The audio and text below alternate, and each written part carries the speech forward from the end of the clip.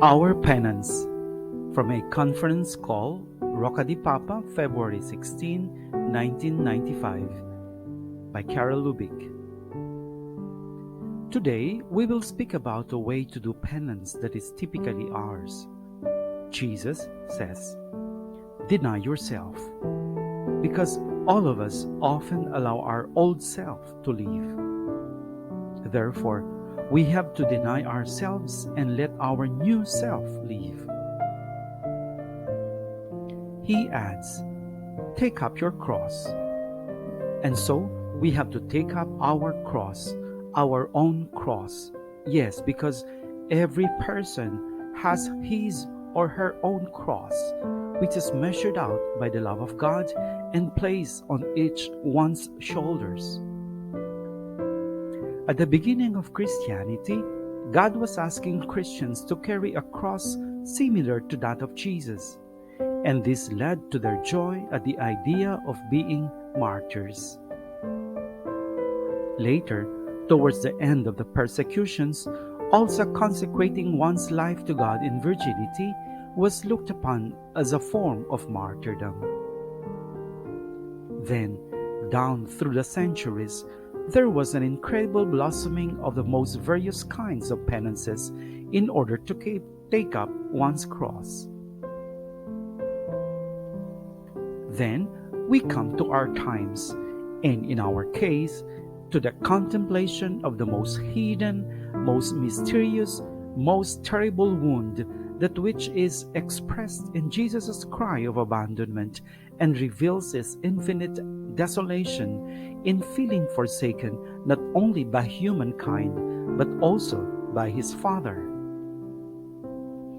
Jesus suffers in this way because he took upon himself the separation of human beings from God and from one another, as well as all the divisions of the world. This is the cross.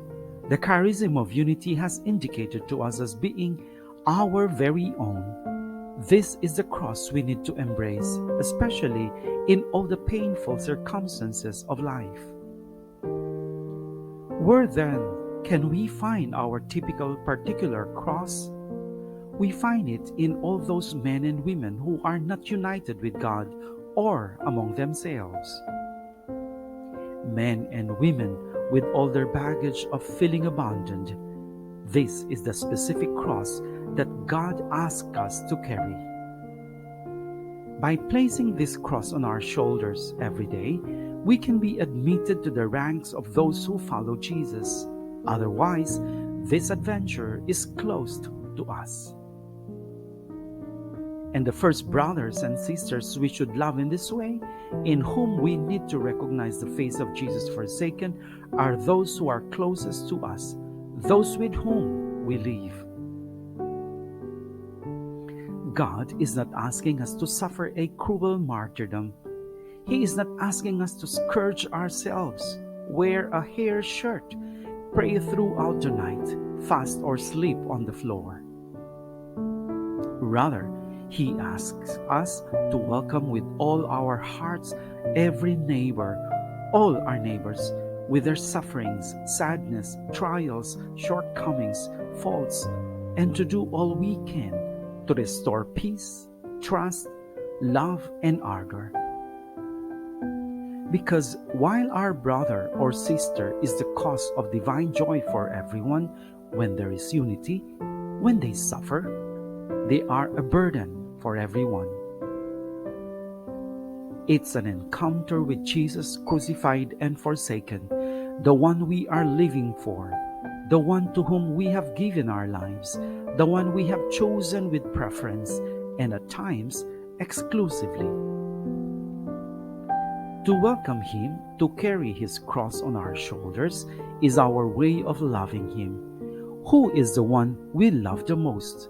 It is our most genuine expression of penance. However, in our movement, as we know, we do not find Jesus forsaken only in those with whom we live or in those who are close to us. In the work of Mary, we are called to take upon ourselves the burdens of many other brothers and sisters. They are often people who are suffering due to the distress or hardships experienced by young adults or teenagers or families or in so many areas of society.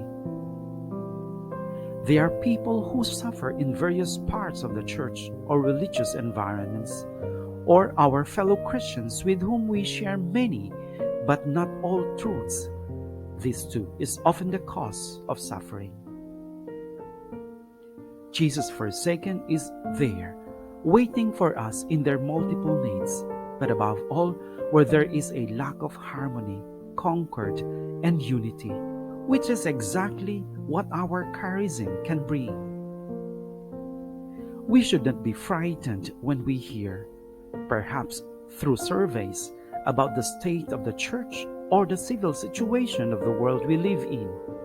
We believe that God is with us and that if He indicates a goal to us, He has already prepared the weapons we can use.